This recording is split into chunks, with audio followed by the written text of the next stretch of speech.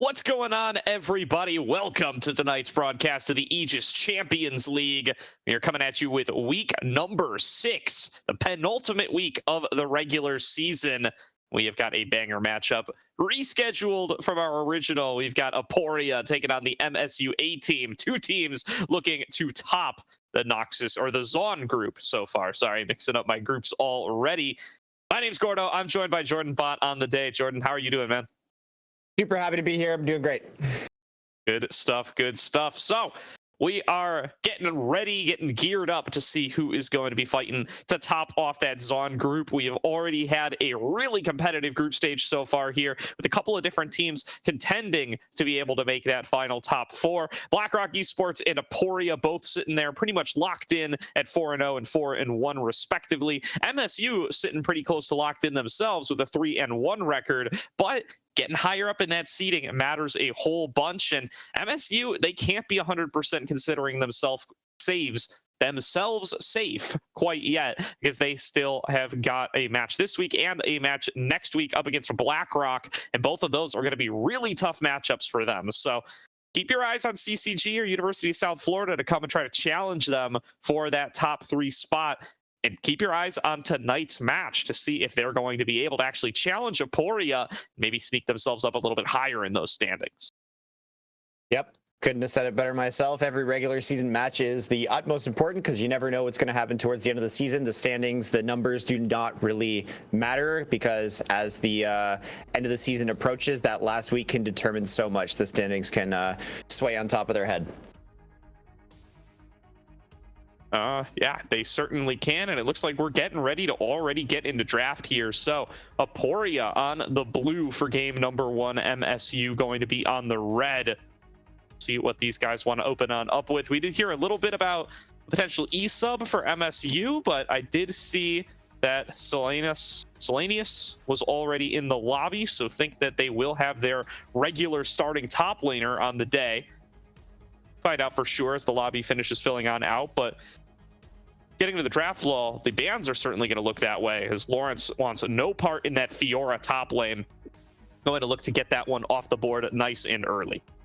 Yeah, Fiora, LeBlanc, we're seeing those kind of bans. That's probably very targeted, very specific bans on players, because you don't typically see Fiora or LeBlanc in the first 3 rounds, at least in the metagame at the moment. So maybe just kind of pinching the early pool. Not surprising to see Varus and Azir on the other side. Those are meta mainstays. I was wondering if teams were still going to highly prize Varus on the current patch, as some of the crit ADCs have kind of taken over. And then we see the Ashe ban as the 3rd one for Aporia. Yeah, definitely. And looking here, so it is looking like it's going to be who owns the MeGoy account. This is always going to be the question here, as players are swapping in and out of different accounts all the time. We'll figure it out soon enough as we finish on out these bans. There's going to be the Ashe taken off the board for Aporia. Now MSU fishing around here to find out what their final ban of the day is going to be. Looks like nothing at the moment, but we will find out and update you. But this B1, really curious to see where teams are going to go. Is Jinx and Zeri sort of the upper echelon of 80 carries now? Are people still prizing Callista? Do you grab up an early jungler? Because both these teams seem to hold on to Volibear priority really, really highly. And we see an Orianna B1 in the mid lane. Yep, and so I do believe that missed ban is due to the E-sub. They do have Levacious coming in the top lane. That is who that account belongs to. So had a little bit of a fake out there for a second, but yeah, they do not appear to have Selenius on the Knight, and so instead it will be Levacious holding things down in the top lane. But that's not going to stop Aporia from locking in an early Orianna here for Insanes coming into the mid lane. MSU going to respond in turn with the Ahri for Zethel, so going to be a lot of focus towards that mid lane very early in this draft.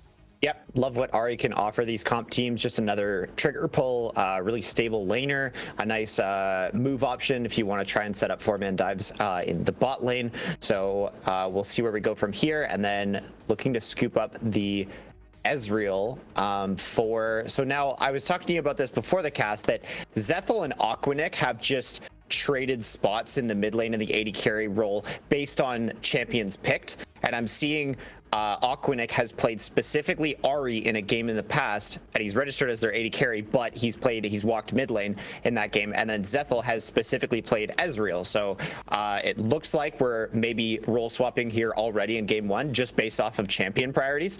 So interested to see what MSU will show us here as we respond with a Kaisa and a Nautilus. Very strong combo. Yeah, it's a great call out there, Jordan, and it's something that we get to see out of some of these CLOL teams occasionally. You know, they'll swap things around based on champion selection, or have players playing in roles that maybe they aren't the most experienced on compared to what they'll usually play in solo queue. That does seem to be the case for MSU A team, who kind of coincidentally find themselves with about 2 mid laners on their roster. So they have been swapping out who's going to be playing what champion. We'll see how that's going to work out against a team like Aporia, who really is kind of stacked from top to bottom with players who are very well experienced in their roles, playing at higher levels of competition, playing in those NACL OQs over the course of the entire year. They have been really grinding it out. Some folks like Lawrence already earning themselves a spot in the promotion tournament, which they will be being played this next coming week. That's, of course, with his Blue Otter squad. See how he's going to be able to perform on tonight up against Levacious coming in the E-sub position.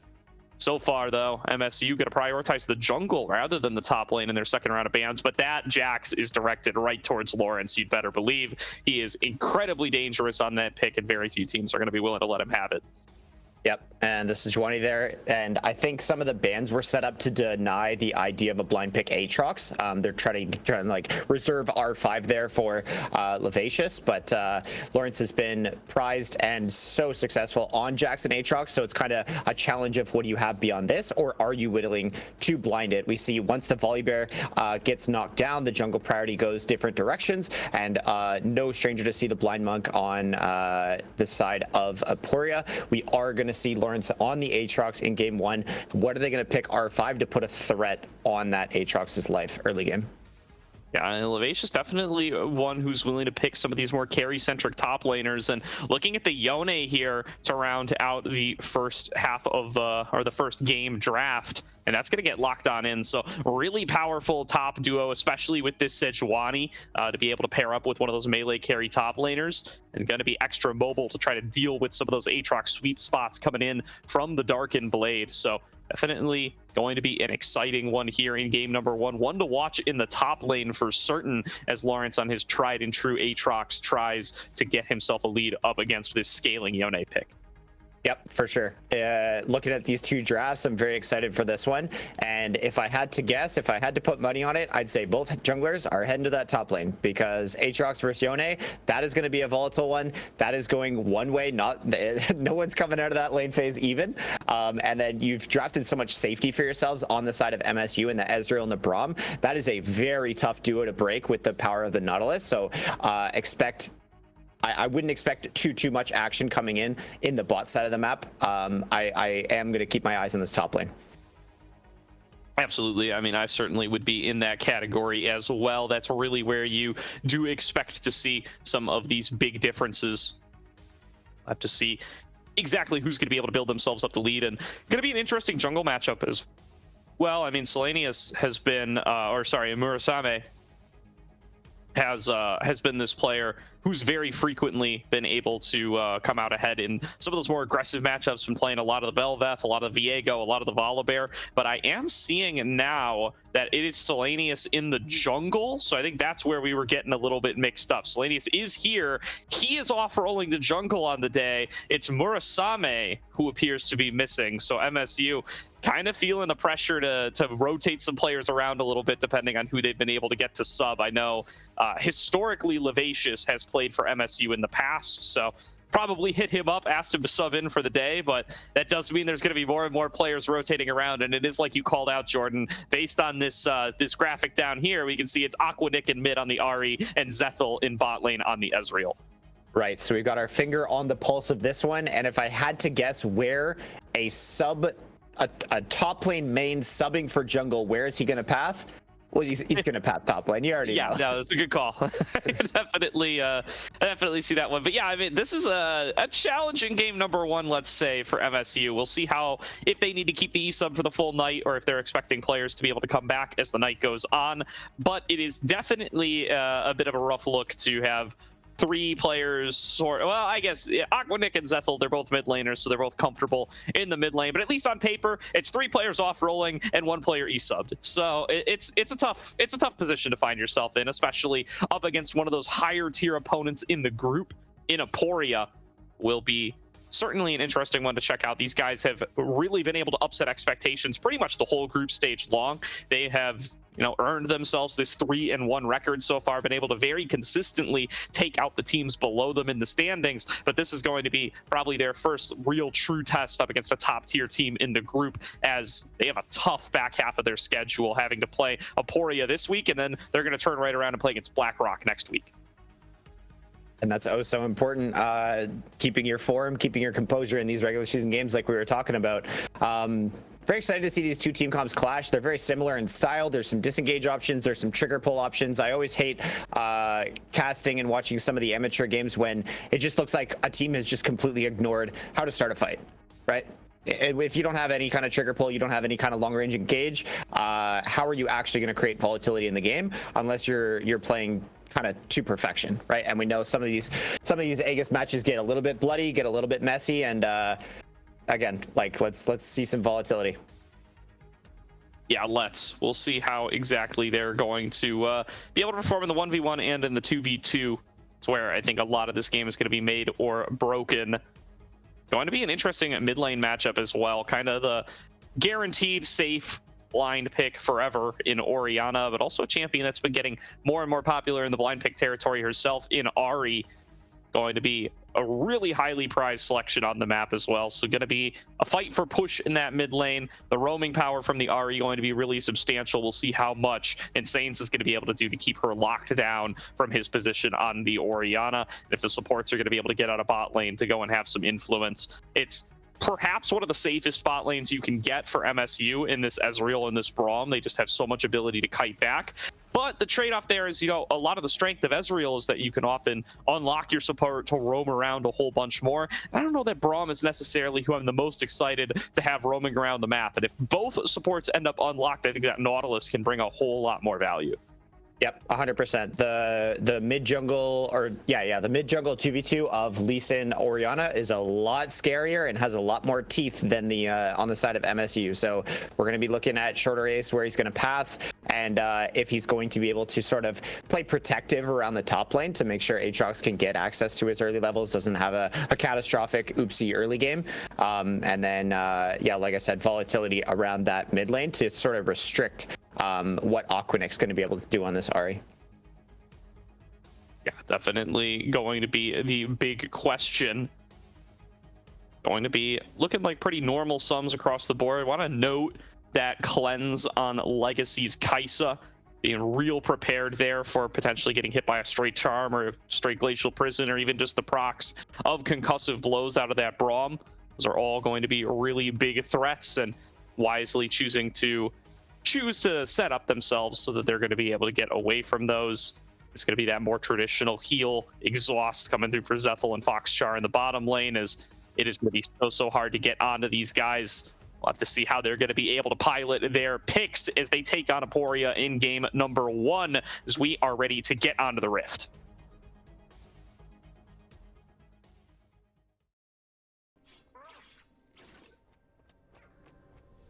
All right, there we go. We have made it on towards Summoner's Rift for game number 1. Took a little bit longer than maybe we initially expected, but we are here and we are ready to kick things off. And right away, MSU rocketing out of the base, looking to make their way into the river for a potential level 1 setup. Yeah, a bit of a counter invade, and I don't think any Nautilus player playing this Braum matchup is calling for any kind of aggression level 1. That would be suicide. We don't want to see anything like that going on. So it's just a standard 5-point from the side of Aporia.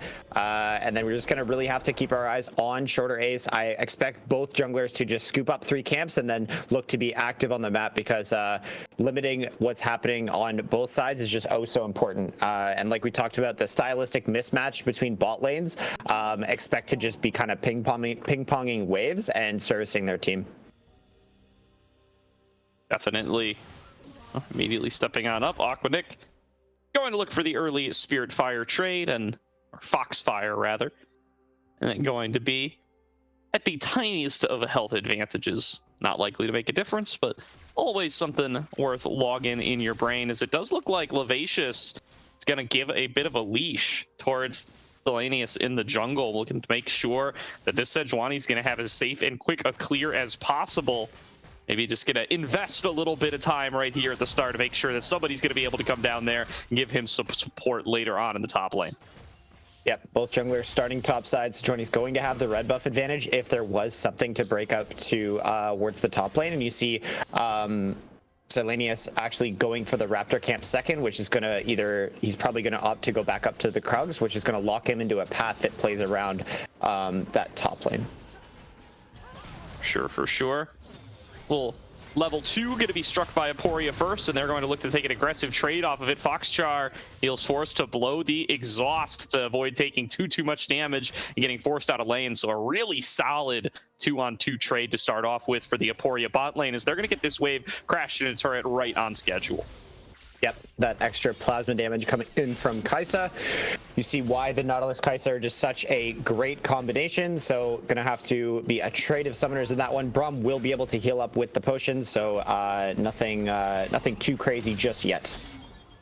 Oh, I'm chasing down. It's going to be Levacious looking for those trades up against Lawrence, and a nice hook comes through from Detro. That's going to force Zethel to have to back on away immediately as he loses about half of his HP to the dredge line. Detro seeing the gap between the minions and capitalizing. Yep, really nice laning coming through for Aporia. We see another hook coming out. That one's going to be blown by a heal, but Silenius is here. Oh, flash away from Detro. Probably a little bit too late, though. That's first blood coming through for Zethel. And now Legacy going to be forced to use that cleanse on the concussive blows. Will save his life, but MSU with a great collapse from this substitute off-rolling jungler in Selenius going to be able to come out ahead and going to be able to build themselves up an early lead through the bottom lane.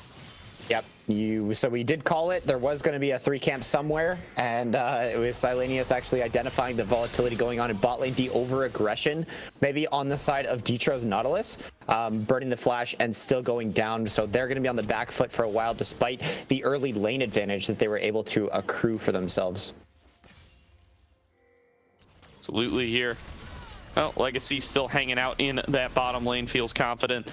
Is going to be able to get Detro over here to support Shorter Ace in the attempted invade. But look at this collapse coming on through. Insanes went for the recall earlier on, is just teleporting back to mid lane right now. So Shorter Ace still level 3 on the Lee Sin, gonna get pushed out of this attempted invade. And now MSU just see all the cards flat on the table. They know exactly where the Aporia members are, and they should be able to keep themselves safe and farming up in the bottom lane. Yep, as the dust settles from that play, it looks like MSU just kind of walk away with the first little bit of advantage in that first blood.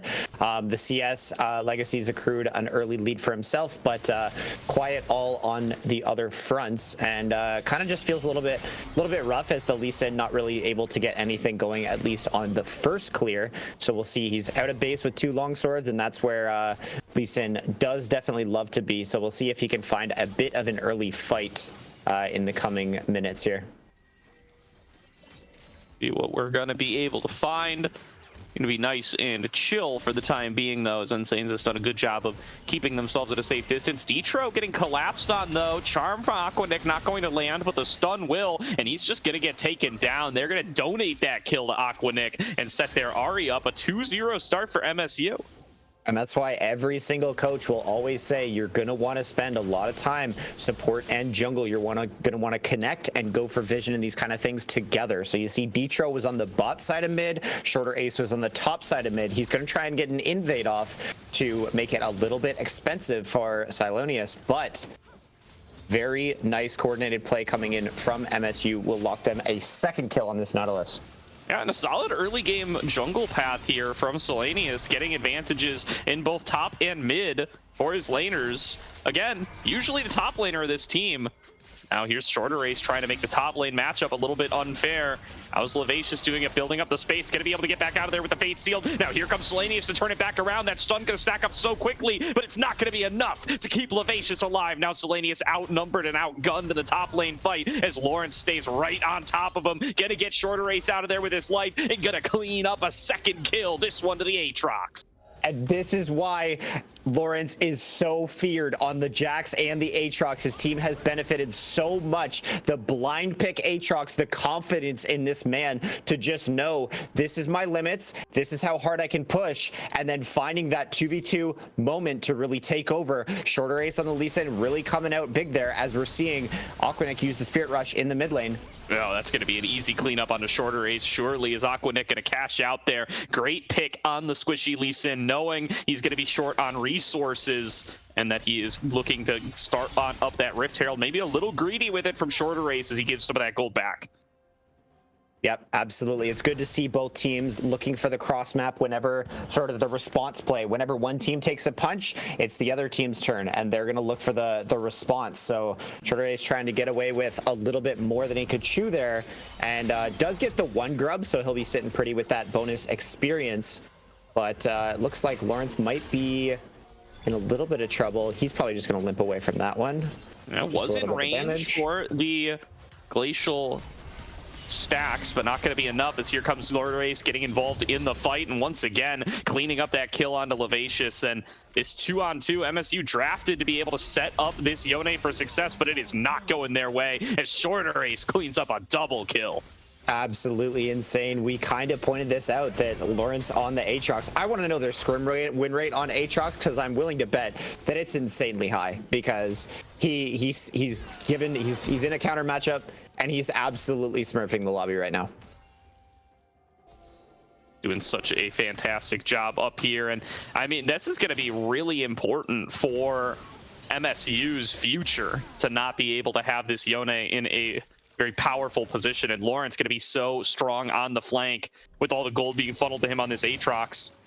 You know, these are assists, but their assists only being split one way, so still adding up for certain in the gold department. And Shorter Ace now has that potential to be able to one-shot these carries as he comes back out of base next time with quite a bit of extra gold. Yep, and when you see the, as we're seeing a bit of an invade here, junglers will meet. Shorter Ace is level 6. He's got access to Dragon's Rage. He could take this as a kill if he gets on top of Selenius as an easy combo, but not going to be able to close that gap. And now here comes the collapse from Levacious, looking to stack up on a Shorter Ace. There's going to be a shockwave to buy some space. Aquanic wants to be able to clean up the kill, misses the charm. Selenius is back into the play. Over the wall comes Aquanic to clean up the shutdown, and that goes right into the Ahri's pockets. Now there's the ultimate out of Selenius, buying some extra time. Insane's looking to clean up the kill, will be able to get that one onto the jungler, but now a 2 versus 1 for Insane's with him caught on the wrong side of the road. Levacious gonna look to clean this one up, and he should have no difficulties swiping down the Orianna. Yep, such good skirmishing, high-level mechanics on both sides. You saw Aquanic weaving in and out of the fight with that Ahri, and Levacious trying to defend his jungler. Silonius did end up securing the red buff, so that's on top of the fruits of their labors there, to kind of repel the aggression coming in from Aporia that picked a fight in their side of the jungle. So now you're seeing both teams gravitate towards the bot side as the top side objectives have sort of fizzled out. So now we're going to ask the question of who's going to prioritize the dragon. That will be the question. Zethel keeping this wave pushed up in the bottom lane, going to give them a little bit of space to work with. So far, neither jungler biting on the worm, and either one going to move on over towards that objective. Just a bit of a stutter there. No problems at all. But yeah, you see Shorter Ace already coming out of base with that completed Sundered Sky. So he is absolutely online on this Lee Sin. That's exactly what you need to see when you're matched up against Sejuani. Sejuani will be the superior engaged frontliner in the mid game, as we see more fighting in the bot lane tribe rush. Yeah, these guys are not taking a break. Detro looking to get himself involved in the action, goes in for the hook. Legacy coming on in from the bottom lane. There's going to be a double knockup found by the depth charge, but the focus on Detro has been too strong, and he's going to be the first one to fall. Zethel comes up alive with that kill, now working his way out of Shorter Ace, but look at the healing coming through from those kills. It's already 3 over to Aporia, and Legacy is the one who cleaned up the majority of them. He walks out with a whole bunch of extra gold, and MSU just can't compete. Absolutely, such nice play from both sides. Detro looked like he was getting a little over antsy there, going in and engaging onto the tanks, landing a good ultimate ability there. But honestly, he's very happy to trade his life for the benefit of his team. So you see first item coming through for Oriana here. They're looking pretty good, and it's such a nice team comp that they've drafted for themselves now that they're able to get online, because Lee Sin and Oriana can serve as a bit of a supportive piece for this Kaisa and Lethality Aatrox as we're coming in to the mid game here. And more fighting towards the grubs. Yeah, Selenia is kind of caught between a rock and a hard place here. Cannot get out, cannot survive, and Shorter Ace will clean up the kill. This is going to be ending up as 3 grubs apiece. No grub advantage to be found for either team, but the gold advantage will be sitting with Aporia, as they have been the ones cleaning up the majority of the kills in these fights. Yep, Shorter Ace having a bit of a fantastic one here, as we're seeing a bit of a dive in the top lane. Oh, coming on through, and wow, all 3 getting involved there. Shorter Ace cleans it up with a Sonic Wave, and Foxchar thought that he was the one collapsing, but he might be the one getting collapsed on. Has to try to get out of there quick. Aquanic at risk of getting kicked there, but Shorter Ace thinks better of it and will dodge his way out. Yep, as the dust settles in that one, still no teams are really prioritizing the dragon.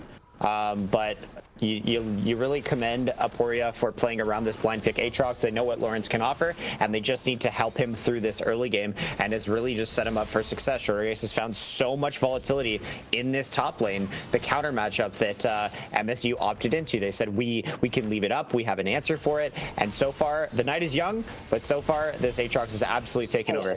Oh my god, Lawrence getting real aggressive with it here in this top lane. Thinks he can take down Aquanic, and he's not quite there. Levacious now coming in for the collapse. Wants to be able to cash out, and will do so. Lawrence just gets a little too big for his britches there, going for the flash Q3, and it does not connect.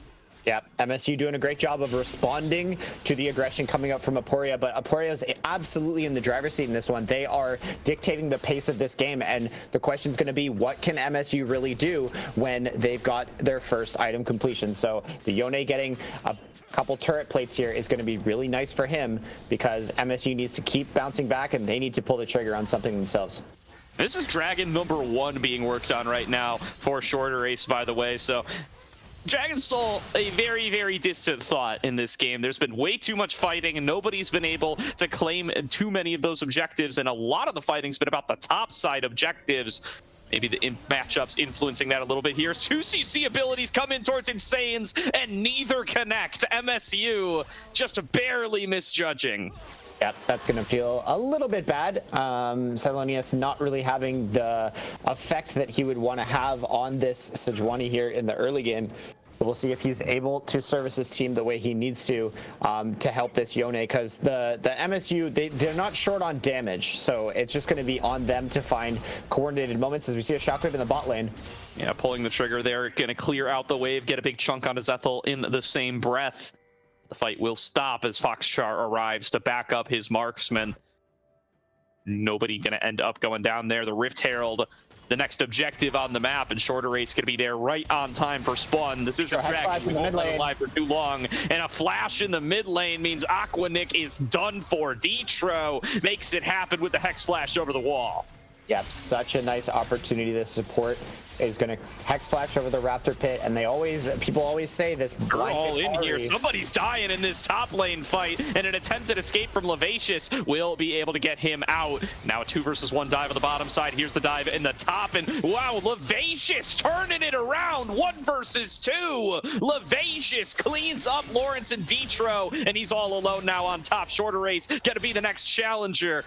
Surely he's not going to be able to get out of this. That is a guaranteed combo, and Shorter Ace going to close it out. There it is, punch for punch on both sides. This is why these teams are in the ACL with a winning record right now. So you're going to see the dust settle, and the gold is, it's about 4K in the favor of Aporia, but MSU doing great strides to combat the snowball that they've created for themselves.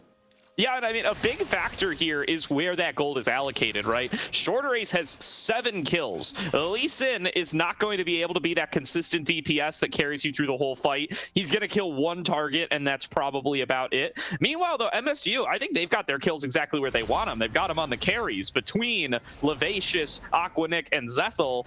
So, you know, at least as far as allocation goes, MSU feeling pretty happy there. A lot of that gold deficit is in the jungle matchup, and you don't need a gold lead on Sejuani. Yep, I'm actually really glad you pointed that out because Sejuani, low econ, tank, jungler, there for engage purposes. The carries are online, so definitely a close affair between these two teams as we're seeing more aggression in the bot lane, trying to pressure Insanes. Nice little chunk coming on out there. Aquanic's still fishing with those orbs of deception. And I mean, this is officially mid laners living in bot lane all day long. I do want to call out as well, Legacy able to clean up that mid lane turret pretty recently as well as they're going all into the bottom lane. Charm going to connect, and this is going to be a kill on Insanes. Nice shockwave onto 2, but the closeout is not going to happen unless Shorter Ace can pull off a miracle. He's not giving up on this. He commits the ward. He forces the flash out of Foxjar. Now TP. Levacious is getting involved in the play, but he finds himself right on top of that Aatrox. Dive back in from Selenius to try to keep the fight going, but a triple knockup connects off the back of the depth charge, and this is going to be an easy cleanup for Legacy. He arrives off the back of the killer instinct, and he takes down MSU. 3 kills over to Aporia. Yeah, Zethel gonna be left alone in that mid lane. He will try to respond, hopefully cleans up this mid lane tower, but just a huge teamfight win for Aporia.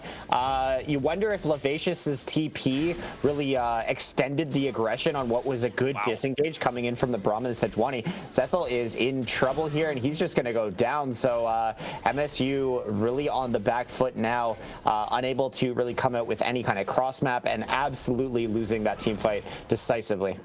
Did no ultimate Orianna just go and basically solo kill Ezreal with shift and flash up? What am I looking at here, Jordan? This is absolutely insane. As the kill credit does go over to Legacy off the back of that Void Seeker, and seems like we've got a little bit of a pause.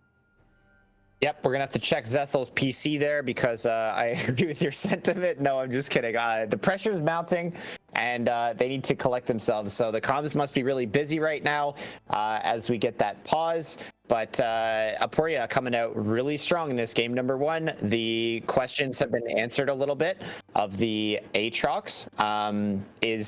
Were we going to see the blind pick Aatrox come through? We were. We saw the counter pick coming in from Levacious, and we thought both junglers were going to path topside. And Shorter Ace absolutely coming up massive, achieving a lot of aggression, mostly across the map, but I'd say primarily in top lane. Oh yeah, I mean, this has been a absolute slobber knocker, just back and forth over and over again throughout the entirety of game number 1. It's Aporia that's ended up on top for the most part, but I'm not counting out MSU yet. I think they've been able to make some really solid plays happen when they get their right opportunities, but they're just getting a little too aggressive with it, which has been Aporia's downfall as well. As I hear League of Legends sounds in the background, so I think we're going to be getting into game here once again. The key here is going to be focusing down those priority targets, right? Not letting your carries get blown up by Shorter Ace, but then also not letting Legacy get those perfect engage angles where all your cooldowns are down and he just killer instincts in and cleans up the entire fight. That's what happened in that last skirmish in bottom lane, and it was just a disaster. Yep. Interested to see if you have any sort of opinion or insight on this, but I'm seeing Luden's companion picked up for the Ahri when I feel like most of us have been comfortable seeing Malignance as the first item choice, so a little bit more maybe upfront damage or wave clear options.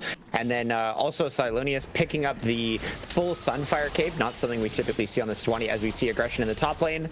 Oh, nice ult from Insanes. Pulls back away Levacious, takes him down under the turret and survives. And that is not what MSU needed right now. Well, this is a full-fledged push from Aporia in the bottom lane. They lose their one-on-one top side that they are needing to win. Although here comes the trigger pull on towards Lawrence, chaining all the CC, but the damage just isn't there. He's still at 60% HP, and he pops the World Ender, ready to end some worlds. MSU get taken down. 2 members drop. Selenius and Aquanic have got to head for the hills, and they're going to bust open the base for Aporia. Absolutely perforating the base here. They're going to retreat over to the dragon. They elect not to take the inhibitor because it's a little bit too early in the game for those kind of shenanigans, but great engage by Detro on the retreat in from the Rift Herald usage. Lawrence just absolutely unkillable despite building pure lethality on the front line there. And another huge teamfight victory for Aporia. Yeah. Struggles for Michigan so far in game number 1 is, yeah, that losing out in that side lane brawl, absolutely disastrous for them. They give up a whole lot across the map and aren't really able to get any trades across. Losing fights on both fronts, and now Foxchar gonna find himself caught out, does manage to break the chains, but that's only half the battle, as here comes Insanes to help out with the collapse. They will be able to get out of there. Yeah, Lawrence is so strong. He just feels like he can go wherever he wants. He's got the Oriana behind him. He's got Detro. But is Detro going to be caught out himself? Ooh, focus on towards Detro. He's going to end up dropping. There's going to be a kick back in. The shockwave connects onto 2. Zethel getting focused down. Still standing, though. Does take out 1 before he drops. And meanwhile, Legacy and Lawrence have found their way onto the back line and torn MSU apart. It's only going to be Levacious in the side lane trying to keep the push going, but 3 members down on the top side means that it's Baron time. Yep, Shorter Ace absolutely saying that if you're going to sub out your jungler, I'm going to jungle diff, and just as all Aporia right now, as we're seeing Levacious getting a little bit desperate here in the bot lane. Is he going to be able to find the outplay this time? He will. Absolutely taking down Insanes. Finally, we saw that go poorly for him in the top side, almost like the exact same play on the bot side. Runs it back confidently and is able to pick up something for himself. So there's a glimmer of hope here for MSU. That looks like they might even be able to secure some control around the dragon. Might not be favored for them if Aporia can get their wards down and control the area, just because Insanes does have access to the teleport, but it looks like they're going to play topside. We're doing Dragon number 2 at 21 minutes, 30 seconds. We've really just not been very focused on these objectives so far, but I mean, MSU going to be pretty happy with this one because it comes with an objective bounty. They got an objective bounty on that bot lane turret too, so that's a pretty big gold swing. They do still find themselves about 6K down. Yep, 6K down, but as you were talking about before, Nautilus has picked up a lot of gold for himself. Braum is still going to be able to do his job. And as we're seeing more aggression top side, Aquaneck just going to Spirit Rush away from that one. But yeah, the Sejuani's weak, the Braum is weak, but the carries, very importantly, are able to contend in some of these team fights. So it'll be on MSU to find an area of the map that they can really operate in, restrict some vision, and try to eke out an advantage for themselves. Certainly what to be focused on is there's going to be another pick potentially being found here. Foxchar flashes away at the last moment to avoid that dredge line. Will be able to keep himself alive, but will not be able to save the top lane. As that inner turret is going to drop, giving Aporia just more and more room to flex around between these side lanes. And look at Zethel. Zethel's in the middle of nowhere here, getting chased by Lawrence, and they're looking for maybe that big, deep flank around behind him. Does look like he's been able to sneak away, as was Levacious fishing for a little bit of a play there. Aquaneck going in, taking a big chunk off the back of the Oriana ball.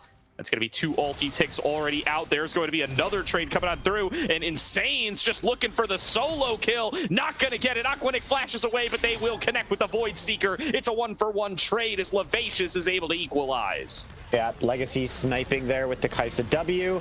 The base will continue to fall.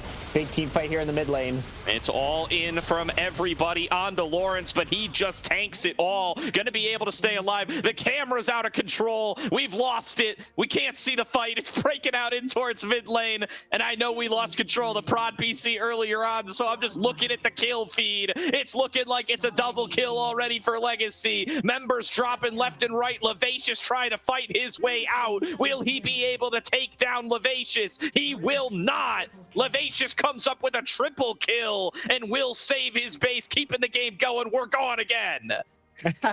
Stuck in the mountains are we, as we see a massive team fight breakout. 4 for 4 at the end of the day. That is going to be really good for MSU. Going to pick up some time Going to push out some of these waves, and they're going to be able to lick their wounds in this one. They're still in it. They're still going to be able to collect themselves. We're paused. Like manually. You can see the time controls. I know we're dealing with some technical difficulties right now. Yeah, that would indeed be the fun. Oh, are we going for a real-time replay? Okay, we're going back. We're going to watch the replay. We're going to watch the fight. Yeah, way too important. Get this down before we see who wins. All right, there's the fight breaking out again. We've seen this. This was Insane's nearly getting the solo kill, instead going down. The dust settles, and then it looks like MSU do fight back here. They are going to find the team fight in the mid lane, so here comes. Diving everybody in again. Lawrence is going to be the focus. Lawrence loses most of his HP. Now Levacious is going to somehow find a way to turn this around. He is still sitting at full HP, as is Zethel. Shorter Range goes in, makes a little bit of a fancy ward hop, but not going to be able to turn anything around. And they're trying to use Lawrence as just a meat shield to absorb everything, but the damage coming through from Levacious is just a little bit more. Now he's healing right back up off the back of finishing off that kill. Going to get the knock up on a Legacy, and Flash will not be enough to get away. Levacious walks away with the triple. Yeah, so we get to see that team fight there. So Levacious and Zethel going absolutely crazy in that fight. The front line held as long as they could. The Braum and the Sejuani in the front, and then Levacious on the Yone and Zethel on the Ezreal, absolutely untouched, able to free fire. And you see where that gold was distributed. There are completed items, 3 completed items on this Yone, and he's able to just go crazy in that team fight. So equalizing it up a little bit, inhibitor will fall, but MSU strike back in a really big way. And still holding on in this game, keeping the gold lead about where it was, and getting a whole extra item on towards Levacious. He's got the Guardian Angel completed now. They're going to need a lot more fights like that to try to get themselves back into this, especially with one inhib down, a second one exposed. But at least they don't have Dragon Soul to worry about, and Baron not going to be up for another couple minutes. Yeah, you don't see this too often, where the Dragon Soul is just not a factor in this one at all. So it's going to be the teams rotating around, and the Baron is going to be the only real neutral objective to be played around. So it'll buy MSU some much needed time to sort of collect themselves, get some more items. You see Ari getting close to death cap, so the question is going to be, are we going to be able to finish that before the next team fight? And as we're still seeing Aporia sort of run wherever they please on the map and wrestling control inside the enemy jungle. Well, getting those global buffs secured, global red buffs coming through for both sides, and perhaps another big item spike for Legacy, going that on hit Kaisa will be completing the LDR, so that's going to be really helpful for working on through some of these tankier health bars like the ones on the Sejuani and on the Braum, and even a target like Levacious here on the Yone. Got a little bit of extra health in there. Should be enough to trigger that LDR. Yep. It's going to be a little bit tough for Aporia to fully close this one out if they can't find a good advantage there, because you do have to take down Levacious. You also have to take down Zethel, and this next team fight is going to involve Aquanic. The previous team fight was a 1-for-1, so it was largely a 4v4, and most players going down because of it. As we're seeing Shorter Ace still occupying inside the enemy jungle. I don't think Dragon is going to be contested by either team, or not prioritized by either team, as we see the Baron spawning in 30 seconds. So both teams are jockeying for control over mid. MSU doing a really good job of getting this wave controlled early. They're going to be able to jockey for position. Yeah, and the bot lane gap is the part that matters the most right now. Shorter Ace coming on in, gonna get his combo interrupted, but just lands another Q on a Foxchar. Gonna look for the play on a Zethel. Does dash back away. Selenius now getting focused down by Lawrence in the side lane. Lawrence wins this all day long. His fights on both fronts not going MSU's way. Not gonna be able to connect with the Glacial Fissure. The dive back in from Levacious is gonna force him back in the middle of the team. Already getting res back up. Aquanic's gonna drop on down, and the main carries are doomed for MSU. Levacious able to clean up one, but he's gonna have to snap back to his soul here before too long, and he's got 4 members waiting for him. Shorter Ace cleans it up, and the low health bars for MSU. It's gonna all be on this 2-item Ezreal to try to save the base. Yep, Insane's going down quite importantly. Levacious taking him down, and the question's going to be, can the 4-man of Aporia really siege these towers? Again, without Baron buff, Hook comes through, Yeah, the problem is this damage is just not there. This is a 2-item Ezreal at 27 minutes, and this is a support Nautilus just absorbing it like it's nothing. But the wave clear is sort of there. Nobody really willing to take that turret aggro, so they will back away in the face of 3 members. MSU hold on to the race for now. They are down 2 inhibitors. Yep, they're going to be able to clean up a lot of this gold, and you do see death cap completed for Aquanic on the Ahri. So the next team fight, again, it's still looking possible. It's still looking very winnable. So I want to commend MSU in this game number 1 for really just going punch for punch with the seemingly unstoppable onslaught of aggression that is Aporia. Shorter Ace absolutely having a masterclass game on the Lee Sin, and we're going to see how the teams will posture. I think Baron is on the menu for Aporia, so are they going to play around it cleanly, or are we going to see some sort of flip here? It's going to be the question. The Baron going to be the main priority for now.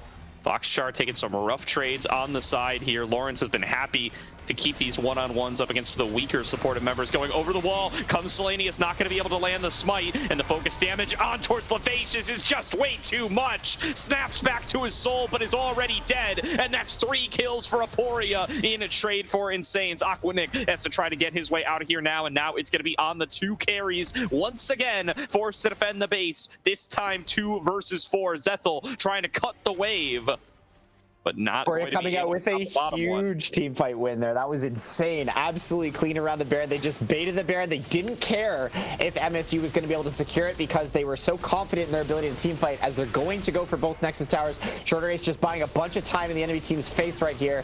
The health bars are getting a little bit lower, but it looks like Legacy just pouring out so much damage. There's the flash forward from Lawrence, and it looks like Nexus is going to fall. Game number 1 scooped up by Aporia. Huge play from Aporia there. They are not going to be stopped by the 2 carries of Aquanic and Zethel. MSU going to drop down for game number 1, and it is going to be a lead in the series given over to Aporia. Yep, honestly, really close affair from both teams. I do say close. There was a substantial snowball on the side of Aporia, but MSU doing great strides to really strike back. Really impressive Yone performance despite everything going on in the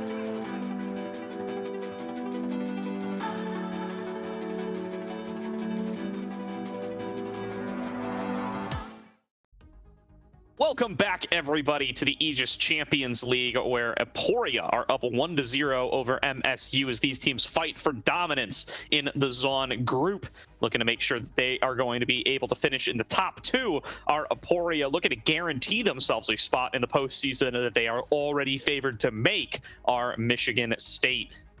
See our fearless bands from game number 1 down here at the bottom of the screen, and we are going to be ready to get into draft for game number 2 here before too long, Jordan.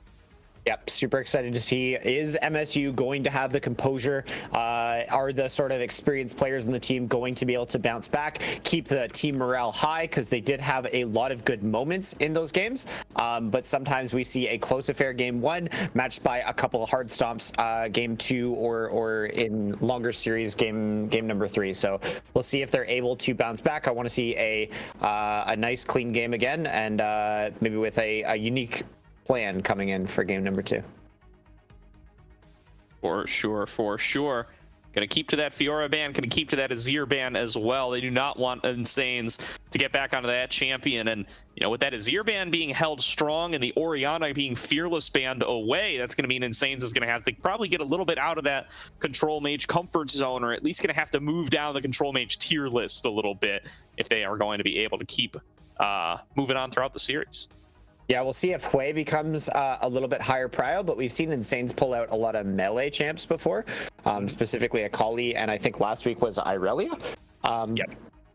So I'll be interested to see where the two teams go with this one. Aporia staying on the blue side, so wonder where their B1 priorities at. Volibear did not make an appearance. It was on the ban list in game number 1, and it is prized by both teams, so I am curious to see if they're going to scoop up the bear. Michigan's still going to have to give up that first round ban, as they are still using their E-sub in Levacious, so going to sacrifice that one here as Aporia going to take themselves Nico as the first pick. So sticking to the game plan of first picking mages in the mid lane. Yeah, love to see Nico. Always an explosive champion. Can be primary engage, which kind of really extends the amount of supports that can be picked, or junglers that can be picked there. And Shore's had such a great game on Lee Sin, so it really opens up that jungle pool. And you don't have to worry about just engage. So Jinx picked up on the side of MSU, so we wonder, is that going to go into the hands of Aquanic? Are they going to be doing Zethel on the Jinx before? I'm just quickly double checking. Zethel has piloted the Jinx for them in the past, so I wonder if Aquanic is just going to be playing mid lane all night. that will be revealed here shortly. But there, as we talked about, Volibear highly prized by both teams, so Silonius going to be picking that up for himself. Yeah, and you know, it's a very simple champion in the jungle as well. You know, something if you're not getting too many reps in on the jungle, everybody can pilot the Volibear, and going to be certainly a powerful selection at that. A little bit early game indexed though, so it does once again make me want something that you could play through either in mid or in top or even in both. So we'll keep an eye on what Levacious and Zethel, or more likely Aquanic, end up piloting in those two roles. The Aphelios, though, going to be the selection for Legacy on the Aporia side. Confident that he's going to be able to be that consistent ranged DPS for the squad. See how they want to round things out. Do they want to grab themselves a jungler before the next bans can come on through? Looking like, yes, a shorter race classic going to be in that Jarvan, and they'll lock it right in. You've got the crystal ball next to you, so they're going to take the Jarvan. Detro has been largely a melee engage style support, so expect to see the support pool looking like somewhere the Rakan, maybe Thresh, something like that. Known combo with Aphelios. As we see Alistar being hovered for MSU, are they going to want some disruption? They do need some safety for this Jinx, so they've got the front line in the Volibear. Are they going to look to pair it? They are going to pair it with the Milio, which is a little bit of a scary game for that Jinx to be playing, because Nico engage and Jarvan engage, not really a whole lot Milio can do if not interrupting it with that Q, which when trying to look at an invisible Nico can be a little bit of a challenge. Certainly can be. The Thresh going to be the first of the ban aways, and we're going to look to pinch that support pool away from Detro. But Detro is a guy who's willing to play a lot more of these like deeper, more off-meta supports. He got a Pike game in not too long ago, was playing the Maokai support even after the nerfs came through to make that maybe a little bit less popular. No, he's always been a support player with a deep champion pool, so he's going to get forced to kind of go down the tier list a little bit. That's certainly going to be a treat for the rest of us. So Aporia going to look to ban away that Orianna, going to look to make sure that this Nico has the easiest matchup possible. This is where I wouldn't mind seeing something like a Hui, but the Syndra going to be something a little bit more specific to MSU. Yep, there we go. So where do MSU go from here? It's going to be, it's going to be a Nico answer. So we knew that this was going to be a mid lane pick on R4 here. And then I always wonder, whenever you see Bard in the match history of a support, whenever Jinx is being locked in, Bard priority gets a little bit scary for that Jinx to be piloted. So I wonder if Aporia are going to look for that sort of option. Like you said, he's played Pike in the past. I don't think that's great into the Milio. I don't think Rel is insane into Milio either, but they do have so much pylon engaged to punish the mobile carries on the side of MSU. So I do like at least the theme that they're going for on the side of Aporia. Yeah, I mean, they're just going all in on Wombo Combo team fight. They do not care about this Milio with the Breath of Light facing them down on the other side. They say, hey, you can cleanse a Nico ultimate. There's going to be a gravity. There's going to be a gravity well waiting for you on the other side, or what is it called? Magnet Storm is the Rel ultimate waiting for you on the other side, and got the old hot pot combo as well between the Jarvan and the Rumble. So going to be all in on that team fighting. What are MSU going to pick in response? They get to see this face-up Rumble matchup. They've definitely got some options here. Yep, the sub top laner of MSU going to lock in the Olaf. So again, we're going to see volatility towards the top side. Is Lawrence going to be able to absolutely cook Levacious there? Got the better of him in at least the early game of game number 1. Got the ball rolling for his team. Largely, Shorter Ace had a lot to say in that first game. Absolutely explosive from him. Good performance. So they've got the Volibear. They've got some tools on the other side. But MSU looking very immobile for sort of the Wombo combo that you were talking about on the side of Aporia. Yeah, I mean, definitely a really good opportunity for this Olaf if he is able to get onto these backline. The big threat you got to keep in mind is going to be Shorter Ace locking him down in the Cataclysm. If that does happen, doesn't matter how CC immune you are, you can't get over the terrain, so that's going to be pretty tough for him. But that scenario aside, this is quite the dream for the Olaf, being able to just ignore a lot of the slows, a lot of the stuns coming on through from the rest of the squad. as he looks to carry in the later game. And this is going to be pretty similar to what MSU showed in game number 1, right? They've got this scaling coming on through from that bot lane as well as from the mid lane this game in the Victor, and then this scaling top laner who's going to potentially be able to take over the game coming into that later game if he is able to find some success in that matchup. Yep. One thing that sort of concerns me about MSU's draft as a whole is game number 1, I was commending both drafts. They both had very good, reliable reliable trigger pull. They had the Sejuani, they had the Aria in game 1. That can get a lot done, and then they had the, I think it's called the Fate Sealed, the Yone ultimate, to come over as follow-up engage. There's a lot of CC layering there. The composition on the side of MSU this time around, it's a bear running at you, and then it's an Axeman running at you, and then if they can't run at you, I don't see how they win. If that makes sense. They've got some kite back, they've got some tools there, but are MSU going to be able to withstand what Aporia is going to throw at you? Because Jix only has 1 flash, Victor only has 1 flash, and there's a lot of pile-on engage on the side of Aporia. So I do like the alignment of the team composition. All 5 players are going to want to do very similar things.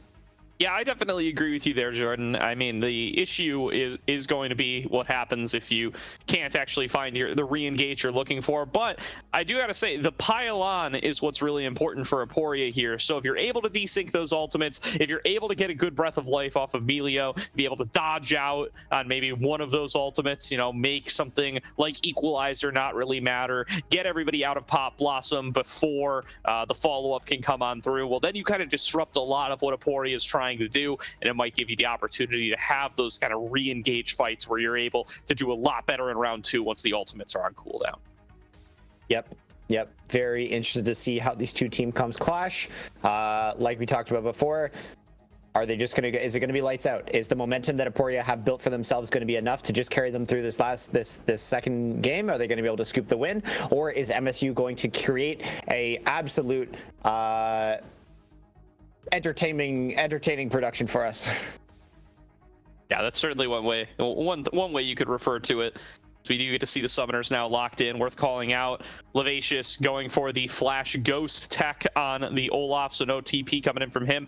And Lawrence going for the Flash Ignite, so going to be no TP from either top laner. This is going to be even more of an island than it normally is, Jordan, and whoever ends up winning, they're going to win real hard. Yep, 100% agree. We haven't seen a lot of sample size for Aporia succeeding on non-Lawrence picks. Like from what we've seen, it's like Jax, Aatrox, absolutely decisive victory for Aporia. And then there's been some inconsistencies. We saw a pretty weak performance on the Gnar. He's had a couple back when ADTF was meta. He picked that up in the top lane. Great game from him. And then he's also had a pretty outstanding Jace performance. But the consistent factor has been Jax, Aatrox for Lawrence in the top lane. So he's off that. Is he going to prove that he has more than 2 champions? He's in a fearless league, so he's got to be fearless. Yeah, I have no worries about Lawrence in there for sure. I think Lawrence has shown throughout the open qualifiers, he plays the whole meta. He plays pretty much everything. He's gotten a lot of reps on most every champ you can think of to come through in the top lane. Over the course of this last split. That's part of what's allowed him and his squad to be able to take OQ number 1 and to be able to qualify for the promotion tournament upcoming this week. So really impressed with what we got from his Aatrox in game number 1, and I am expecting great things from the Rumble here. Levacius with a lot of weight on his shoulders here, having to go up against Lawrence and really needing to be able to pop off in this game. If he isn't in a position where he can tank up the damage, run through the enemy team, access the back line, and threaten them, then I think a lot of the game plan here for MSU starts to crumble before it can even really get started. Yep. Couldn't have said it better myself. Very excited to get into game number 2. Going to be a great one. Do want to take another moment here and shout out our other sponsor, Pro Comps, who is a game changer app for the League of Legends community. It is not just like other tools. It is your personal draft coach, perfect for both teams and solo players. You can pair it up with any other apps you use. Pro Comps stands out with features like custom champion pools, personalized tier lists, and live draft advice. You can think of it as having a virtual coach and strategy toolkit all in one. They offer real-time champ pick and ban recommendations. They already have over 200,000 downloads and thousands of daily users. ProComps is user-friendly and totally free, so it's a no-brainer to at least give it a go. Download ProComps now, and you'll experience a whole new level of drafting power in your league games. Go to ProCompsDG, download it from Overwolf, or click on the panel below our stream to go find out more, as we are ticking down in the last couple of minutes here of the draft. We will be getting onto the Rift here very shortly. Yep. Interested to see how these team comps will interact. I've my experience as a support main myself, playing the Milio side of the Rel matchup, you are wanting some jungle coverage throughout a lot of the lane phase, because you have the double range, you have access to wave control tools, but the threat on you is relatively high. So if they can get some early poke onto the Rel, onto the Aphelios, find some early trades, they might be laughing through their lane phase, but Rel's just looking for that one moment that she can burn her flash for Milio's flash, and then the whole lane dynamic completely changes. So eyes are going to be on Shorter Ace, eyes are going to be on Selenius, where we're going to happen, where our jungler is going to sort of prioritize in terms of aggression bot side or aggression in that top lane. For sure. So we are onto the Rift, we are unpaused, and we are ready for game number 2. Aporia reprising their role on the blue side, looking to cement their dominance in the Zon group and lock. I think this would lock them a top 2 seed in the group. I don't want to promise that, but it's damn close to it if they're able to walk away with this win. And you know what? I will say it. I'm pretty much 100% sure that they lock themselves top 2 here, because if they go up to 5 wins, MSU's the only team with more than 2, and Aporia will have completely finished their regular season. They will finish it 5-1 within the group. Some early scouting here. MSU really seemed to like that bush over by the Dragon Pit. They've grouped there as 5 both games so far. So trading some information. I didn't see any wards actually dropped, so Shorter Ace just going to walk in there and ward enemy raptors quite early on in this one. Some free jungle tracking right there, unless yeah, that ward's just going to be spotted out. So free information for the side of Aporia. We're going to see Zethel piloting the Jinx once again. Looks like he is on 80 carry duty tonight, as we've seen him pilot the mid lane in the past. Aquanic going to be on the Victor in the mid lane position this time around, as the lane phase will begin. I wonder if they just take turns. I wonder if it's, sorry, Zethel, it's your turn to play marksman tonight. Figure it out, buddy. And you know, eventually, as time goes on, they both kind of end up with their own pools, and they'll work around that. Definitely a non-traditional way to operate a League of Legends team, but one that can definitely suit various teams at various times, and something that you know, even we're talking about higher rated teams in the league. Maryville B team have been doing some similar stuff throughout this season, where they'll take they'll put Get Back at support, Kachu in mid, and who is it, Shady at 80 carry from time to time. So there's been quite a bit of role swapping around here in the Aegis Champions League this split. Unique philosophies, unique takes on the game, and the results are still coming. So we're going to see some trading in the top lane, just exchanging of the waves. Olaf doesn't mind being a little bit lower as long as he can figure out where Shorter Ace is pathing. Looks like he's pathing towards the top lane. Selenius sort of opposite path on the bot side camps right now, towards the bot lane.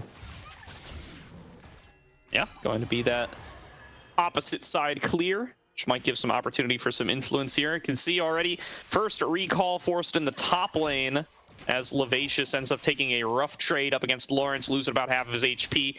He will recall, the wave pushed away from him, but can't TP back, and it looks like it might even be a freeze being set up for Lawrence up there.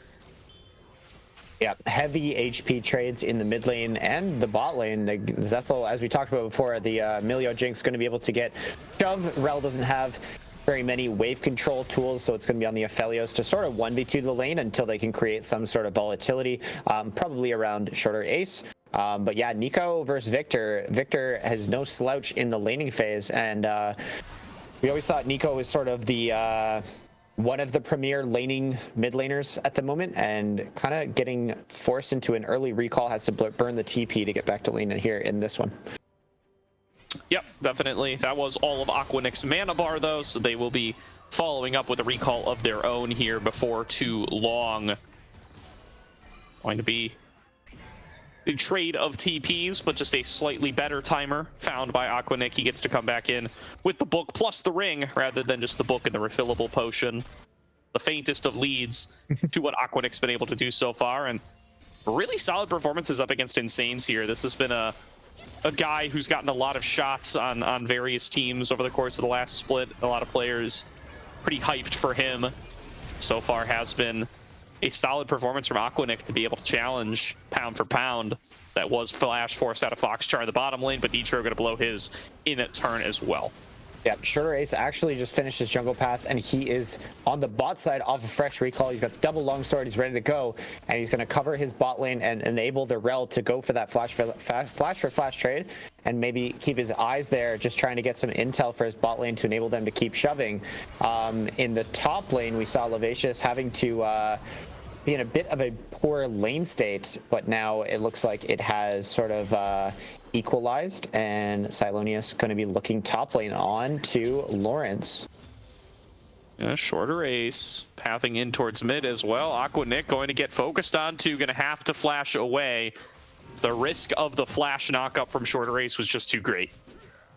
Yep, really nice play, early play from Shorter Ace there, and here comes the response. Oh, nice flash engage there from Silonius. Gets the right target and will pick up first blood. That's a solo kill, by the way. Aquanic doesn't even get his name on there. And you might regret that a bit if you're the victor. You want those extra shards that you get from even participating in kills. Yeah, not able to get there, a little bit too injured to really participate in that one. Not going to be able to really do anything with this wave. Flash in the mid lane. Oh, well, used the ulti to clear the wave. Didn't even get all the way shoved into turret, and will still end up going down as Shorter Ace and Detro arrive to clean up the play, and they'll equalize across the board. The faintest of leads to MSU thanks to that first blood, but Aquanic going to be late back to lane now. Yep, that's going to sting a little bit. Jungle and support making the moves. These are not moves that Milio can really contend with as the melee support versus range concept typically. So advantage to Aporia on the roaming side of things to help equalize the kills. Certainly. Now clearing away. Lots of threat towards Levacius here, and Lawrence is just so fast with that phase rush proc. Will flash away from the last tower shot, and there's going to be Levacius taken down in the top lane, losing a whole wave of CS and just getting Lawrence further and further ahead. Yep, just a really clean executed dive. Wave matches what the play wanted, what they wanted to do with that, and unanswered on the other side of the map. No dragon prioritized in the first couple minutes of this one. Again, we're going to see if Shorter Ace is going to prioritize the grub camp, but Silonius is fresh off a recall, so you wonder that Shorter Ace is sitting on quite a bit of gold, getting that mid lane kill. Hasn't based yet. For sure. Foxchar moving on up the river just to be able to support his allies in mid. Now Legacy going aggressive here with the red and white guns. Gets the cutoff on Azethel. Thinks he can take the one-on-one. Forces out the flash. Is going to look to try to get the job done with the ghost, but Foxchar there for the backup. 1 versus 2 in the extended play. Legacy able to force them both back. Yep, Legacy doing really well there. Knew his XP exactly. As soon as he ticks 6, really aggressing onto Zethel, getting the flash kind of in a 1v1 affair. The Milio walking in late to that one to try and help Zethel limp away. Nothing lethal, but another flash burned. And again, we talked about in draft, Jinx only has one of those. So for the next 5 minutes, advantage is going to be Aporia's engagers on to that Jinx. For sure. Keeping our eyes on how Zethel's going to be able to navigate this laning phase without access to those tools. That's going to be true for all of the lanes of MSU at this point. All without the flash, and that is a paradise for Shorter Ace as he's coming in for another dive on another flashless laner. It's Aquanic going down to Insanes. Shorter is just making that look way too easy. The lane state for Aquanic just not in a way that he can really survive. Too much volatile trading, and he is setting a record for how immobile he can be. So Shorter A is going to come out, clean that one, make it look easy.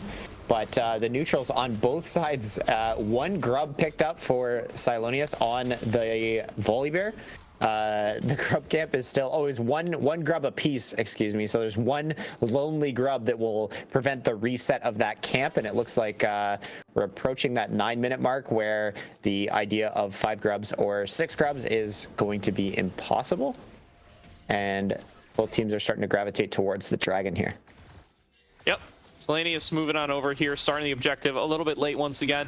You do wonder if it might be a little due to the not usually being in the jungle role here, just not being able to be set up for the cross maps the way you often need. Here's a big engage from Insane's, getting the knockups and setting up for Detro to land 2 more. It's a 1-for-1 to start off the trade, though, as Shorter Race has already been taken down, and Selenius looking to keep the fight going, but he's bitten off more than he can chew as he drops down to Insane. Zethel nearly being able to take down Detro on the other side, but one more snipe. And he's going to go down. Do it for Legacy. Great shot with the Moonlight Vigil, but Aquanic able to clean up Detro on the other side. It's a 2 versus 1 now on the Dragon, and it's going to be Aquanic forced off the play. This one's going to be going over to Aporia. Yeah, really nice play from Aporia. Like, absolute monster engage coming out from Insane's, really punishing the lack of summoner spells on the side of MSU. Detro, really hard for me not to call him a griefer, that he totally just donated one back. He was 1 HP, just walked into Aquanic's face. There was no expenditure of muscle from Aquanic on the Victor, just getting the freebie to say a little bit of a close affair in this one, as we see ultimates traded in the top lane. Oh, and now another engage in mid. Aquanic already flashed, so he's going down. Lawrence getting collapsed on by 3, though. He's going to give a kill back in the top lane. So 1-for-1 of the cross map there. Yep, good on MSU not to play fair against Lawrence on this Rumble. He's gotten push for a while now, so good punish coming in from the support jungle of MSU. But Aquanic, again, we talked about it so many times in drafts, very immobile on the Victor. You wonder why, when you see Jarvan and Nico in the first 3 picks, why do you opt in for the Victor? It does seem like a bit of a death sentence to me, unless we're picking like a Tom Kench to get it out of some sticky situations. But it'll be on Aquanic to prove to us that this pick was worth it. There is a lot of scaling options on the side of MSU. Like we talked about this before, we have a good solid front line. We have some decisiveness in the comp. So is Foxchar going to be able to keep his carries alive, and are they going to be able to respond to the aggression that is Aporia here in the early one? Detro in the mid lane. Yeah, just continuing to visit, continuing to keep Aquanic on the back foot, continuing to open up for Insanes to be able to roam around the map. He's got 5 KP already on this Nico. A lot of that coming in from that team fight on the bottom side, and has enough damage now to really be a threat in the jungle as the AD carries are going at it once again. Legacy trading out with the use of that Moonlight Vigil, but Zethel still feeling strong to keep the fight going. There's the Magnet Storm from Detro, the flash in from Legacy, and he takes down Zethel. Now Foxchar left all alone to the Wolves, doesn't have the damage to be able to fight back against these two. Legacy pretty far up, gonna kill himself to the turret to give that gold over to Foxchar. Wise decision to make sure that that gold can't be picked up for Selenius. Okay, Levacious having to burn the flash away from that skirmish. Shorter Ace did make a visit to his lane, burns the ultimate, the Jarvan ultimate, and having to flash out of that one, so he will survive, but he is bleeding in this top matchup so far in this one. Foxchar not really having the effect that Detro is having. Rel seems to be a little bit of everywhere at the moment, so something needs to adjust here. The Volibear is making some pretty good plays early on in this one. Selenius having a much better game so far, but Aporia is absolutely in the driver's seat once again, and they are rolling so far. Yep. Going to be Shorter Race fishing around, seeing what he can snag away, bailing when it doesn't look like it's going to be a good situation.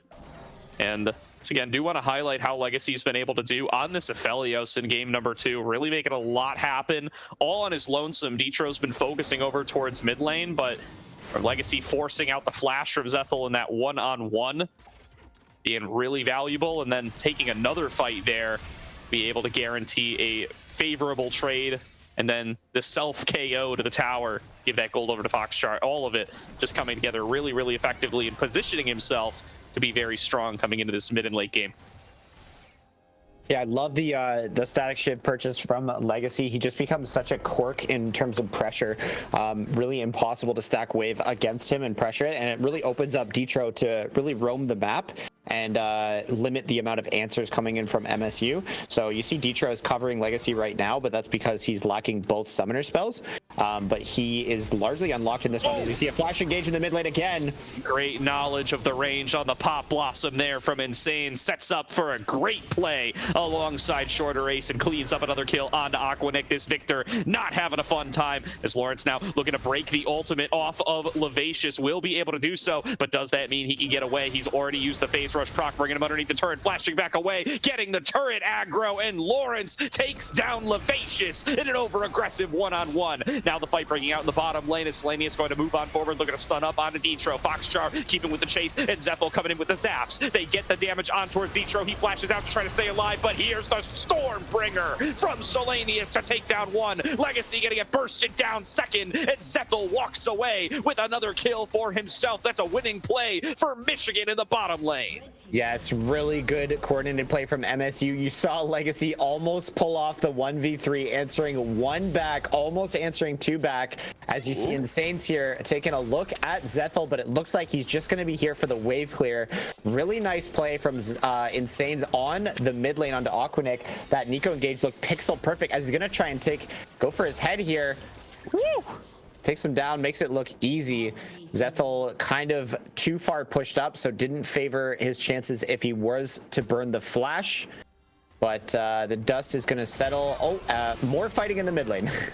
Yeah, it looks like it's breaking out once again. Moving forward, Aquanic going to throw down that Chaos Storm, but it's on to Detro only, and Detro's just waltzing his way out of there. This fight's already over. Yep.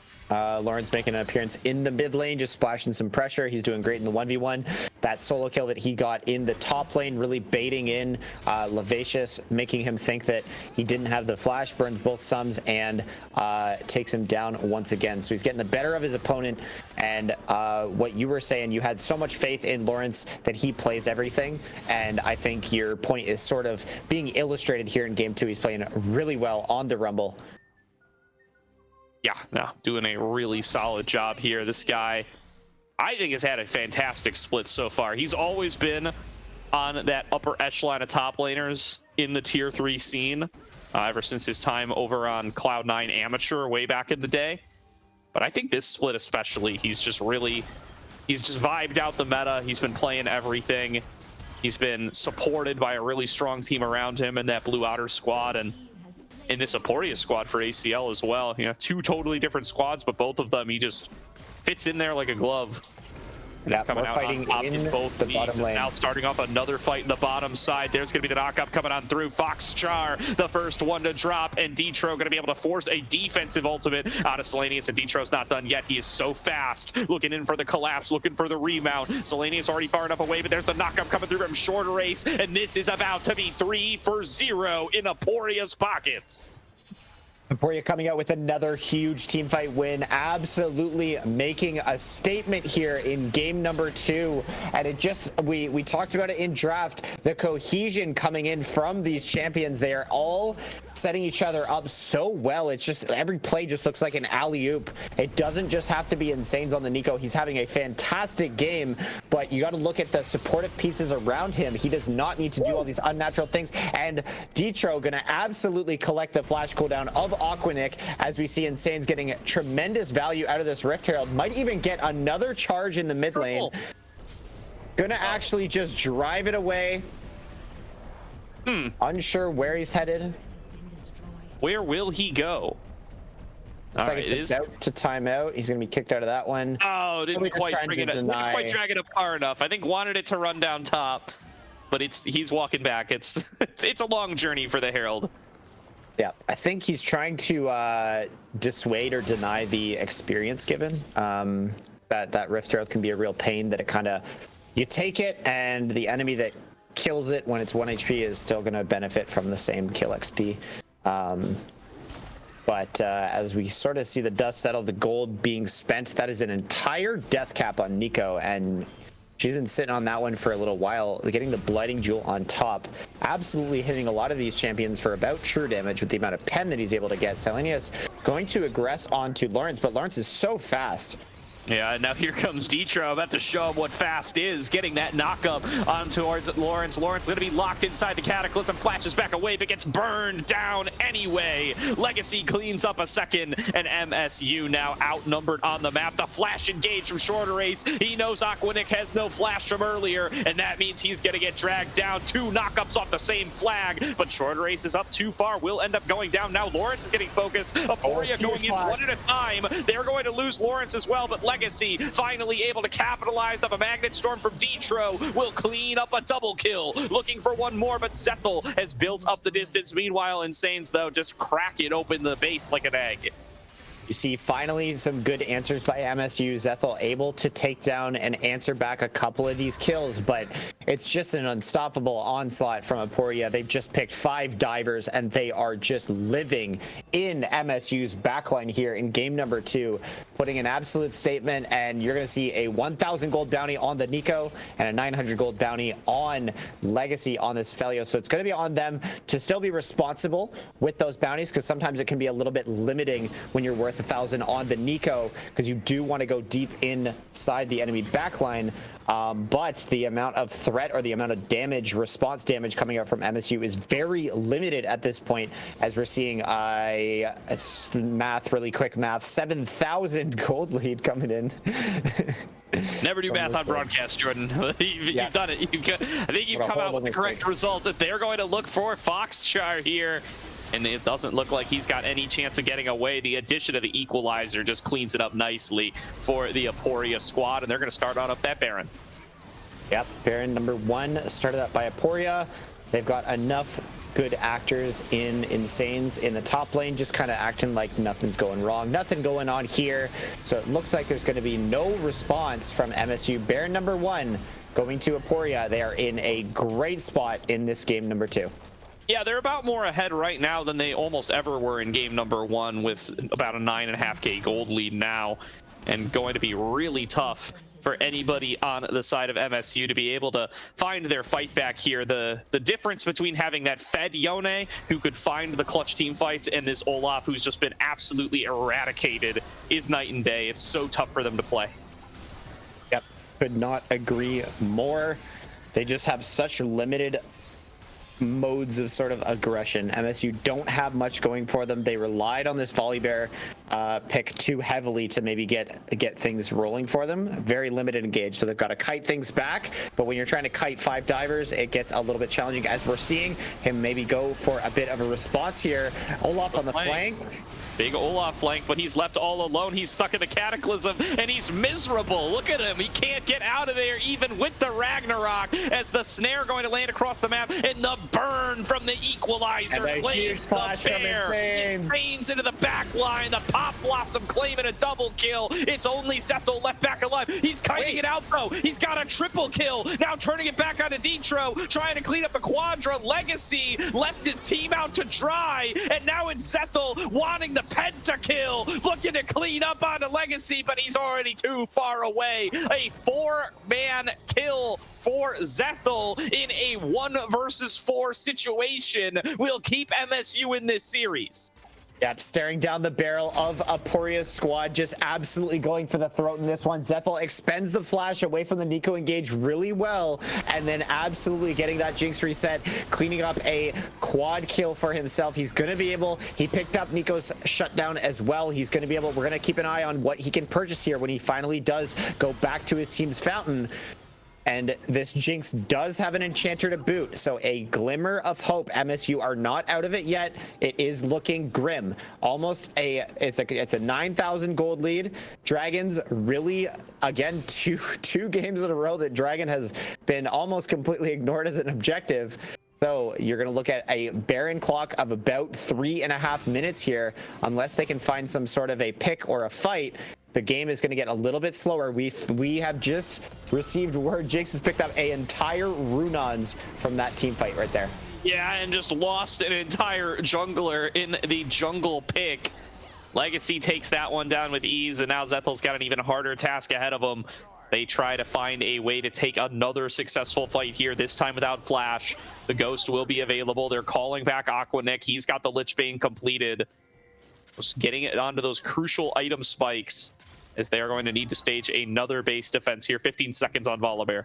Yep. Insane's going to Detro riding that blast cone right there. They're going to siege the base. They've got the final base turret right there. Going to be closing in on this Nexus. Oh, and no. I do believe we're looking at a Nico minion that is not normal minion behavior, going from the top lane to the mid lane.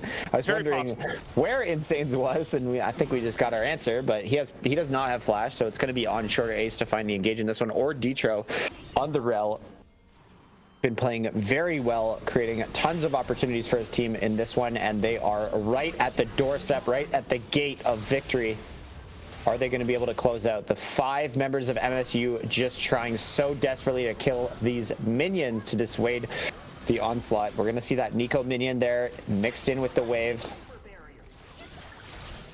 And I mean, they're good at clearing out waves, if nothing else. The Victor plus the Jinx, especially with the Hurricane build, you are very adept at being able to just clear these out. So they're going to be able to just hang out here and get funneled gold all day. At some point, it is on Aporia to actually pull the trigger and try to end this game. The only thing is that's not as hard as I'm making it sound when you have a 10k gold advantage. If gotta find a fight that isn't terrible, gotta find a fight that doesn't let Zethel pop off and kill you all. As long as you check those boxes, should be pretty good. Yep, and the double super minions climbing their way through top lane, mid lane, and bottom lane, going to be closing in on the base, making it so much harder for MSU to hold on to their base tower. Base tower number 1 going to fall. Huge engagement from Detro. The knock-up. It's a 4-man ultimate chain from Aporia, exactly as they drew it up. A quadra kill, make it a triple for the side of Insanes. One going over to Legacy, and the game ends in an instant. Aporia close out 2-0 and will look to cement themselves in top 2 of the Zon group. Yep, Aporia doing a really nice job for themselves. We did see the better team win tonight. Really nice to see the aggression coming out. That comp number 2, just a banger comp. They had so many options, so many engaged tools, and the mobile carries of MSU that they opted into were just absolutely hung out to dry. You saw a nice response from Zethel, picking up a base team fight win for himself, but Aporia kind of dominating here from game 1 all the way through. Absolutely here. What a great run here from Aporia. Very solid 2-0 up against another team contending towards the top of the group. And, you know, based on preseason seeding, based on how the group draw took place, you would expect Aporia to be the more dominant team in this group, to be the team that's leading the charge here and to be able to take down MSU. But can never be too sure once that season gets started, once those games actually have to be played. And here they show up and say that seeding was not a mistake. The committee maybe knew what they were talking about here. Yep, MSU, all hope is absolutely not lost. They still have a decent position in the standings, and they were up against the wall with essentially 2 subs tonight. They had an off-roll player and 2 subs, so I don't think they're going to be taking this loss super hard. They came out, they showed what they got.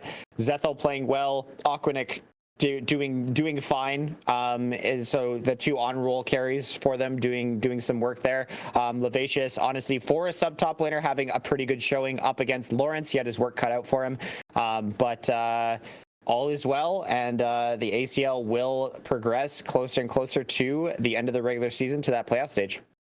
Yeah, absolutely. And, you know, that's going to be one of those things you got to really keep a close eye on this group, as there's, you know, a lot to be determined for whether MSU are actually going to end up making it or not. And a lot of it's going to come down to the performance of University of South Florida, who's also in this group. It was an MSU win over South Florida once they played each other in the regular season, but they now have the chance to potentially tie in the group if South Florida is able to come out swinging against CCG next week. Both of these teams have won their cross-group matches, so that tiebreaker going to not be too relevant there.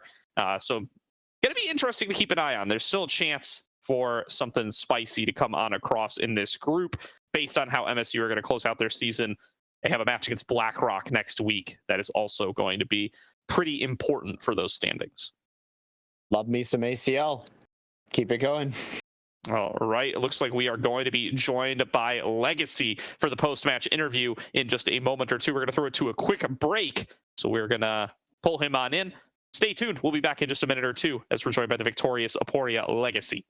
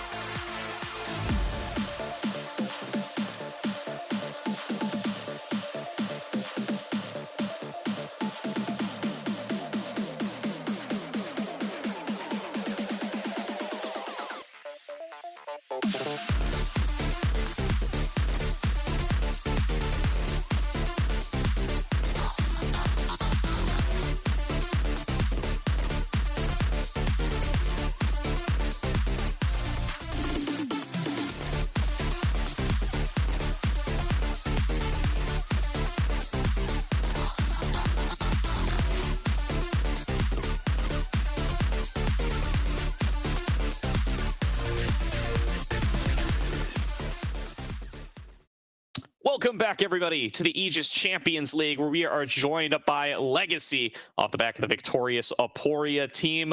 Congrats on the 2-0 on the night, Legacy. You guys have now secured yourself at least top 2 in the Zon group. Nice, thank you. Yeah, I'm glad to be here. Thank you. Great stuff, great stuff. Want to kick things off by kind of asking about how the group stage has gone for you guys over here on Aporia. You ended up dropping to BlackRock in week number 1. That was our featured matchup to kick on off the season. But ever since then, you guys have just been taking down every opponent. You've now finished off your matches for the group and are likely going to end the group in second. It'll depend on how BlackRock closes things out. But how are you guys feeling about how the group stage went in total? How do you think you guys have grown since week 1? And yeah, let's start off with that. Pretty much. So week 1 was probably going to be most like our hardest week, just because we had to have a sub situation at the start. I also feel like BlackRock we already kind of knew it was going to be probably our hardest matchup, and considering it's going to be a pretty extreme match, I would expect that a lot of people are kind of anticipating like how would it be from both orgs, because granted their history of like how both teams did in OQs. So I would say initially at the time, BlackRock pretty much had the upper hand. I mean, I think they were a pretty strong team and most likely still are. I haven't really paid too much attention to how they did in the group stage, but considering how it'll be for playoffs, we most likely will see them again. Right on. Legacy, I wanted to ask you, we saw Kaisa from you in game 1. We saw Aphelios from you in game 2. Your support, Detro, has been, at least on face value, I haven't been watching all the games in the ACL, but at least at face value, he's been largely a melee engage only player. First question, do you agree with that sentiment? And are you sort of adapting your champion pool to what he's picking? Is that why you're sort of going for the Aphelios Kaisa? So I wouldn't necessarily say that's partially reason. I think Detro is definitely he obviously is most known probably for his melee supports. I think he just likes the agency and like being a playmaker. Really solid shot caller as well. But in terms of like the picks I make for my champs, I don't think I necessarily synergize because of that. It's actually just purely based off matchups and meta. So I just try to pick usually what's best for a team. Yep, it definitely showed there in game number 1 and 2. You had a lot of agency for yourself. And would you say that your team has adopted, because you've got Lawrence in the top lane, who is seemingly an absolute monster. Would you guys say that you're a team that can play through all 3 roles, or do you feel like you have sort of a specialty of just send everything top and just see what happens? I would say, actually, that's a good point. We actually for sure can play through all 3 lanes, and I think with the addition of Insanes, he's actually been performing really well on being able to be flexible, not only in draft but just in his play. So like it kind of gives us a lot of agency to just do whatever we want. I think Lawrence has obviously been a really solid rock for top lane, and like even bot lane, we've basically been picking up where it just opens up the map to allow our jungle and mid just do whatever they want. So game's been pretty good.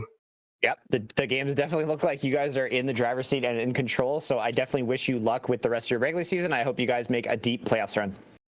All right, thank you. Thanks for having me. Yeah, well, we want to check in really quick if we can as well, Legacy, on for playoffs. So, looking like you guys are going to be making it one way or the other. Anybody from any of the other groups or in this group as well, I guess, if you want to call out BlackRock that you're anticipating playing against, or that you're looking forward to, or specifically want to meet. I would say outside of like most likely the obvious teams being there, such as like was there like I don't know if TFT did drop out or whatnot, but I know I saw them attempting an E-sub earlier today, so I think they might still be fighting for it. Okay, so there's like them. I believe Maryville B team should make it there. Like BlackRock, of course. Like there's definitely a lot of like outliers and teams that's just through pure experience and just previous, just competitive and whatnot and their player value. But it's like I wouldn't say there's any particular team I want to face against. It's really just whatever happens for next week. We'll just play our best and most likely secure the win. Got it. Well, last word goes to you, Legacy. Anybody you want to shout out? Anything you want to say to those tuned in to the Aegis stream before we close things out for the week? I would say for sure. Shout out to my team. Definitely, making it each week.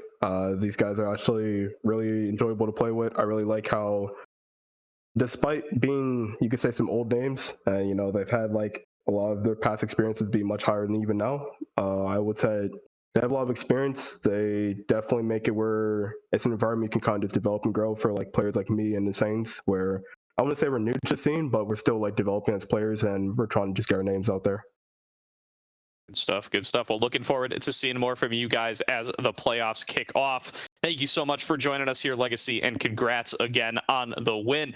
Thank you to everybody at home for tuning in to tonight's broadcast. We will be back throughout the week with other Aegis leagues, and we'll be back next week for the final week of the regular season. Sure to pick a game that has massive playoff implications before we get those kicked on off. But until then, that'll do it for tonight's broadcast. So from myself, from Jordan here, and from Caddy on production, we enjoyed our time with you, and we'll see you next time.